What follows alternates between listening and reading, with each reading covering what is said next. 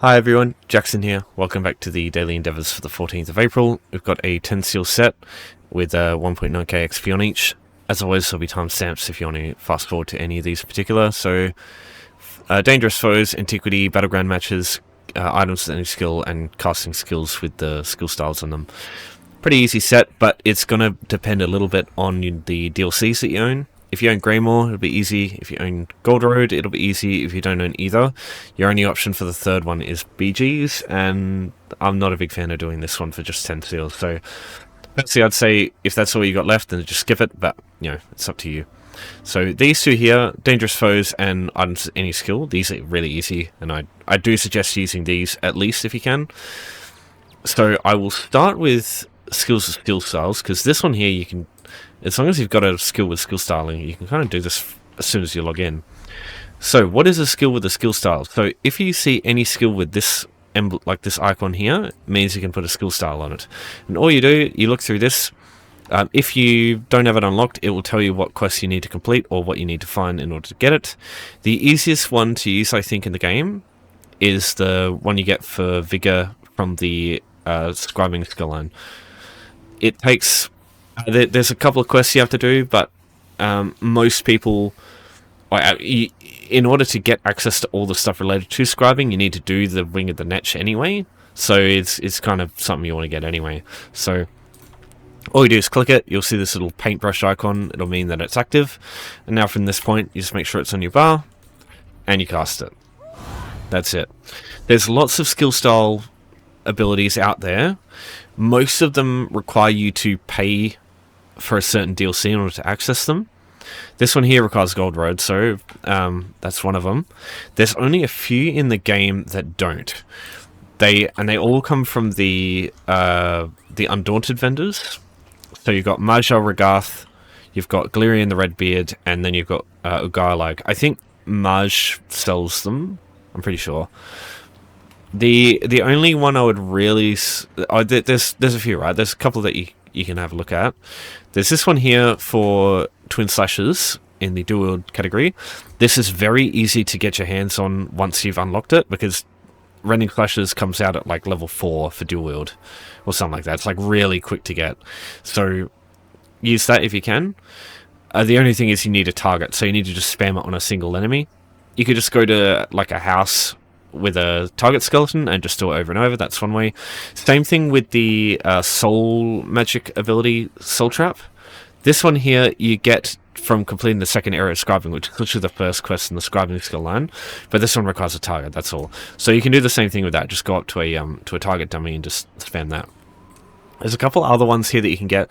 Momentum is another one you can get from Major Regath for Undaunted keys, and this one you don't need a target. So if you're high level in two-handed, you can use that. Just trying to think of what the other ones are. I'm pretty sure the other ones are annoying to get. No. Is it Hunter? Oh yeah, here we go. Yep. So Major Regath gives you this one as well. This one doesn't require a target, so you can use that too. And it's very easy to get in the Resto Star skill line. I'm pretty sure it's just like, yeah, it's like level 4 or something. You unlock it. So that one's really easy. The last one is Destruction Staff, but that costs more keys and you need to be level 50 in Destruction Staff. So yeah, not a big fan of that one. Those are the base game options. So you need to spend a lot of keys. It's 20 keys for the Rending Slash, the Resto one, or the two-handed one, and then I'm pretty sure it's 40 keys for this one. It's pretty ridiculous. So if you don't have any DLC, if you can do that, I would really suggest getting that. If not, just wait till you get Gold Road when it goes on sale another time, and just do that instead. But yeah, this one, really easy to use. If not, just go Soul Trap, or any of the ones that you get through the, like, picking up the fragments. So I think in Trophy you get like fragments from completing certain content, and if you collect all of them you get like certain skill styles for stuff like that. But there is always something there that requires you to purchase a DLC in order to access that one. I've gone through the UESP page for all of them, and everyone I've seen requires some sort of DLC. It's like a DLC dungeon, or going to a DLC zone to do something. Maybe if you really want to get this in the long run, you can try and do those when ESO Plus is on free trial. But it's only that's really going to work. So yeah, anything other than that, I think it's just complicating matters too much. So yeah, you just cast this over and over, and that's it. Really easy to do. The only thing that will stop you is being able to cast, like running out of magicka or stamina. But yeah, if there's nothing else involved, just spam that over and over. Alright, so next up we have crafting. So with this one, the first thing I suggest you consider is in the Golden Pursuits, if you want to do any of these 4 or these 5 here, these ones are just any skill, but you've got Alchemy, Clothier, and Blacksmithing. So if you haven't done these yet, I just suggest looking at these and maybe doing these while you do this endeavor, just so you can maybe get both of these at once. So Blacksmithing, oh no, I don't want to read that. All I would suggest doing is crafting iron daggers using style materials and some iron ingots. Iron ingots you can get from any guild store. There's usually stocked pretty frequently and over there. On the other hand, any clothier, blacksmith, or carpenter, if I can find any of them, no, this one here, they all sell style materials. So what I would do is just look through their inventory. So for example, I can use bone because I'm a wood elf. It just depends on which race you are, but you can buy these, an infinite source of these for 15 gold each from any of those 3 types of vendors. So I would suggest doing that. So yeah, you can just craft 4 of these to do that. For clothing, if you want to do that one as well, it's quite similar, but instead of just daggers, you can craft anything that isn't a chest piece or a legs. The only reason is they cost a little bit more than the other stuff, so no reason using extra resources just to do the same thing. So that's what I would suggest there. So like 4 epaulets would be fine for 5 jute, 20 jute total for style materials, same thing. And alchemy is a little bit different from that, but the idea is the same. So here I've just got a couple of things. If you I would suggest using poisons because from level 1, poisons craft 4 at a time if you use just 2 resources. So yeah, it's really easy to do this one just if you have 2 reagents that work. If you want to know if 2 reagents work, make sure it doesn't say inert. You want to make sure it says oh, god damn it. Oh, here we go. Yeah, unknown.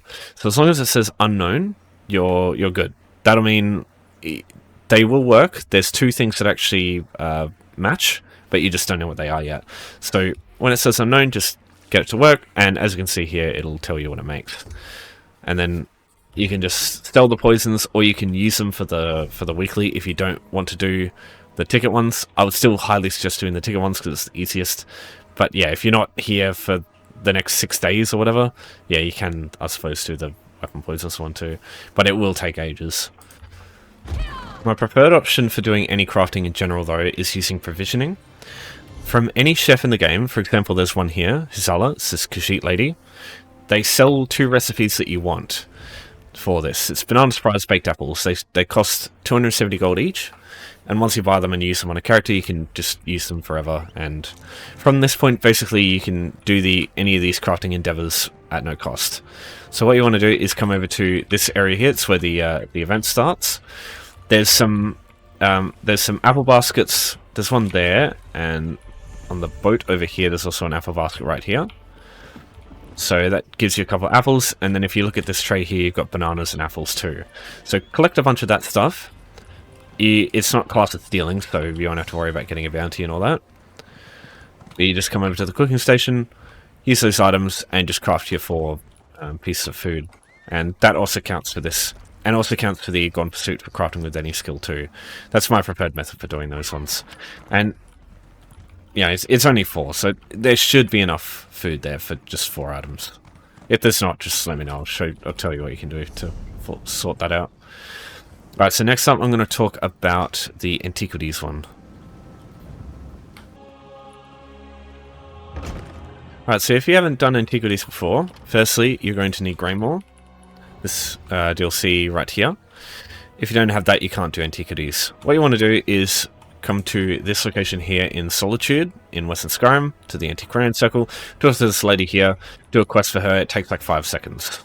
Once you do that, you'll unlock the Scribing Skill line. It's found underworld. You've got the Excavation and the Scribing Skill lines. They're the ones you want to look at. Okay, so find a small, easy to maneuver through zone. That's what I'd like to do. Bleak Rock Isle here. Balfoyan, these sorts of zones, these are great for this, especially something like RTM. I'm pretty sure this is like the go-to for most people if you've got Somerset.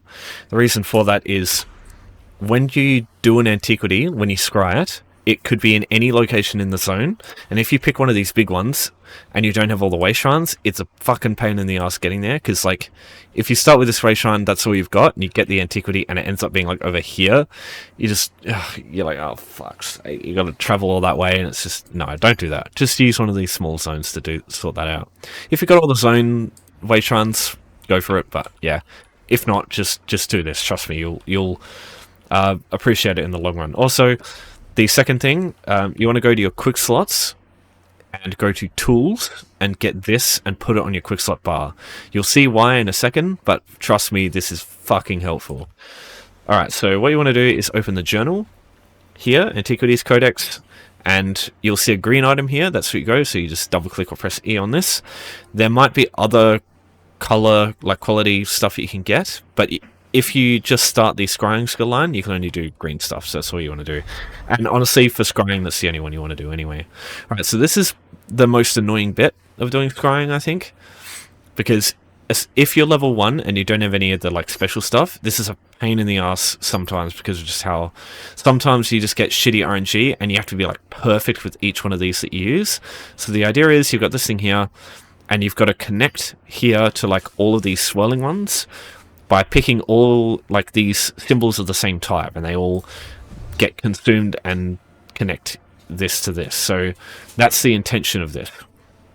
So the idea is to look for ones where there's like lots of them, because you've only got a limited amount of things that you can use here. So this will go up, and when it's out of charges, it'll be up here, and you can't go anymore. So each of these indicates it's like a fake dig site. So clearing all of these is good, because you're spending less time doing the actual endeavor, essentially. So I can never fucking get these right on demand, but I'll see how I go. So any they can use, nah, it doesn't look like it. So what happens here is if you miss one, what it will do is it will give you 2 dig sites. If you just press escape and then go out, it stops the thing it takes, like planting all of them. It just like wastes your time. So one of these dig sites is fake. So what you can do if you don't want to deal with that shit is you can scry it again. It'll do the same thing, so everything just resets. It's just like a different group of things lined up here, and you can try it again. And you can just like, if you fuck it up, for example, like if I get all the way through and I just end up not successfully completing it, like I've only got one left, and there's these ones here. I probably would have made that if I fucking did the other way. But what you can do is, if you're almost finished, you can just press escape, go accept, and just redo it. Just re-roll it. And then just keep trying. There we go. Perfect. So, early on, once you first unlock the skill line, this will be the most shitty bit, because the scrying is hardest at level 1. As soon as you unlock level 2 and get access to Coalescence, it gets so much fucking easier. Trust me. As soon as you unlock that passive, fucking get it instantly. Alright, so now we use this thing. So put this onto your active quick slot. Press this quick slot button. You'll see this little thing. This is like a directional indicator. So the dig site is over here. So we'll head that way. So you can see it right here. When you get close enough, it'll give this like swirling magical effect, and you just go over to it, you start the dig site. This is the easy bit. This is like way easier. So now I've got like a sort of hot and cold mechanic. So you click, got really lucky there. So green indicates that it's the item is over the top of where you're looking.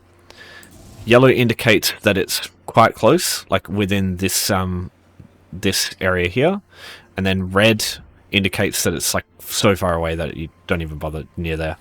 So it goes red all the way to green to indicate how close you are. So it's like a hot and cold thing. And now we just dig through. You can use it a bit more to like show where it is. Like if you go through like that, just to show you, that can help. But yeah, once you see one bit, you'll know where to go from there. So once you do that, even if you Everything else now doesn't matter. Like, you've got the item, that's the only bit that matters. But you can dig through and see if you can get another item, because there's an extra item that you can get from these. The higher tier ones, like the different color ones, they have more items you can get per time. But sometimes you won't be able to get them, just because the difficulty of those items is more difficult to get, especially early on. So that's the Antiquities done. So yeah, just to recap a few things. Pain in the ass to do it first. Get Coalescence ASAP. Scry's Patience is also amazing at level 2. Will really help you early on for getting these done. Make sure you've got the Antiquarian's Eye on the quick slot to make that to make getting to it easier. And if you mess this up, you can just exit out and redo it. Just remember that. Oh wow, look at all the fucking ones here. Alright, dangerous foes. We talked about this the other day, but the idea is the same. So, dangerous foes, these things aren't dangerous foes, these things are. The way to know is if you look at the health bar and it's got those like little diamond, like bright diamonds next to the left and right of the actual health bar part, that's a dangerous foe in the overland. It's a little bit different when it comes to certain things, just arenas mainly. In arenas, every enemy is classed as a dangerous foe, but it's only 4, so it wouldn't really go out of your way to do arenas to get this one done, because there's usually enough dangerous foes in the overland. Especially in Spellscar, you've got the Ice Atronachs, I think, on this side, and then the Storm ones. Either or, I think the Storm ones are over here, the Ice Atronachs are here. Flame ones aren't considered dangerous foes, but you've got the Ice Atronachs and the Storm Atronachs which do, and there's tons of them here. The main thing I would suggest though is Dolmens. I'll show you why. So here I'll just show you most dangerous foes are tougher than regular enemies, especially the ones in Craglorn. These guys are pretty brutal, but they're not ridiculous. They're just usually just more tanky. Yeah, that's one. So normally I like to come here because there's 3 dangerous foes around Hellra Citadel that people don't usually kill, so you've got 3 gargoyles. But there's only 3 right around here, so I guess what you could do is kill the ones here, go to Ranizar School of Warriors, because this area here has also got gargoyles all over the place, so you could kill those too. But yeah, definitely suggest Dolmens for this, because Dolmens have tons of dangerous foes. And, you know, Gone Pursuit for doing incursions and Dark Anchors, which is both just do Dolmens and you can get those both done. And, you know, XP is always so good from Dolmens, so there's a lot of good reasons to be doing dangerous foes or Dolmens, or, you know, either or. What I would do is either join the Alika Desert Dolmen trains that usually happen. If you ask in chat, just be like, how do I get an invite? Or I think on PC, X, Y, or Z, pressing enter with that in PC NA works. I think on EU it's plus Dolmen. I'm not too sure, but maybe ask in zone chat first and see what they say, and that's usually fine. But yeah, these ones here are super duper active, but I find them just to be a little too active myself. What I like to use is the Oridon ones, and if these are even too active, use the ones in Deshaan. But yeah, so we've got this one active here. I think this one's going to go once I get to it, but we'll see. Maybe there's nobody here. It is early afternoon in Australia. I'm pretty sure this is when there's nobody on EU. So I got here too late. So there's just going to be one enemy at the end, which will be counted as a dangerous foe. So here's the thing. Even though they've only got, like, they've got 2 diamonds on each side, they still count as a dangerous foe. It doesn't matter if they've got 3 per side, 2 a side, or 1 a side, as long as they have those little fancy health bars. That's all that matters. So if you get to the end of a diamond, you can still get 1, which is not perfect, but not too bad. Oh, Columbine. Don't miss out on that. Whenever you see Columbine, pick that shit up.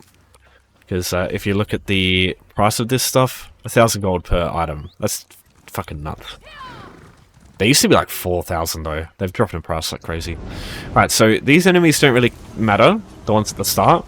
You want to kill them anyway though for the XP gain. because every enemy at Domins gives you a lot, especially if you got a lot of training gear. So when you start the Domin, go for this one right here. This is always a dangerous foe. And if you see one spawn right here, this is also a dangerous foe. So here they go, we've already got 2. And that's all we need. Now sometimes there won't be any dangerous foes at a Domin. It's a little bit random and a little bit unreliable. But just go through Domins a couple of times and you should get some dangerous foes. And if you look here, there's another one here. They spawn tons of them. There's probably at least 5 from a single Domin. Probably like 6, upwards to like 10 or even 15 or 20. Maybe 20 is too much, but you can get a lot of these dangerous foes from a single Domin. That's why I suggest doing one of these. Because yeah, there's another one there. This one should be spawning soon as well. We'll see. Yep, there's another one. So yeah, you've got a never-ending supply of dangerous foes in this place.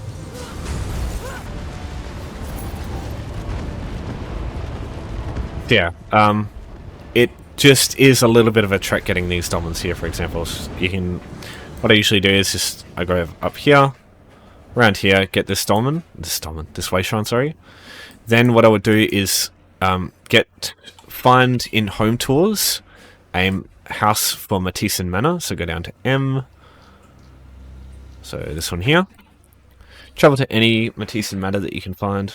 Kittens ravaging the landscape, cool, and you'll rock up here, just go up here, get this way shrine, and then you'll I don't think there's any houses up here that you can get access to.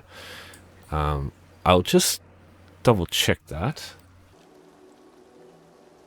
Oh yeah, there it is. Okay, so you can use Barbed Hook Private Inn Room as well, but they're about the same distance from this way shrine here, which is what you want. So what I do is just come up here, go up here, through the road up here, go left, or you can go through here. There's just enemies through here. You might get attacked, and then just get this way shrine, and then you've got all 3 of the Domin way shrines in this zone, and they're all close to the way shrine. And I personally prefer these the most for usually doing Domins myself, because yeah, I love this zone, because like it's also very pretty looking at it, right? It is a little bit old now, but yeah, it's probably one of the best face game zones aesthetics wise. Okay, so last option here, we've got the 2 Battleground matches, which is crazy considering the rest of the shit we've got here. For 10 seals, this is yeah, I don't think this is worth it. But to get Battlegrounds, you just join the queue here. You just need to be level 10 minimum. There's a couple of options here. I know it says standard, but with competitive, there's less players in a Battleground, so you're going to be waiting less time for the amount of people that you need for a Battleground, so I don't know which is quicker. I feel like that would be quicker, but I'm not sure. So the biggest problem with this is if you join the queue and wait, you could be waiting a while. It could be like, it could queue instantly, it could take 2 minutes, could take 2 fucking hours for all we know. So I don't like doing this one just because it's so unreliable. Usually by the time you do all of these ones combined would be the amount of time it takes just to get one Battleground match usually. So yeah, I'm not a big fan of this one myself. There's guides out there for Battlegrounds. I'm not a big PvP player, so I'm not the kind of person to ask. I'm not too familiar with this stuff, so I'm not the person to suggest good guides for that sort of thing. But there's guides out there for Battleground builds. I don't think there's much. I don't see many videos for like Battleground guides myself, like just general guides, only builds themselves. But yeah, I mean, I suppose that's all that matters. But even if you fail, like even if you lose, it doesn't matter. Like as long as you complete it. But sometimes they can take a while. So yeah, personally, I just skip this one. But if not, just do them, see how it goes. Just like if you can, run like 30,000 health, run burst sets, and run a set like rallying cries, like the go-to for just like most builds. And you run that on the back bar, and then you run something like Orders, Wrath, or maybe Wretched Vitality, and then just a monster set and a mythic. And that's usually the go-to for most people. But yeah, I'm not, as I said, I'm not any more information than that. I'm not going to be very useful because I don't have much experience. Alright, so any other questions, just let me know as always. But that's Daily Stun for today. We'll be doing the weekly soon, so stay tuned for that. Thanks everyone for watching. Thanks for your support as always. We'll see you next time, and take care.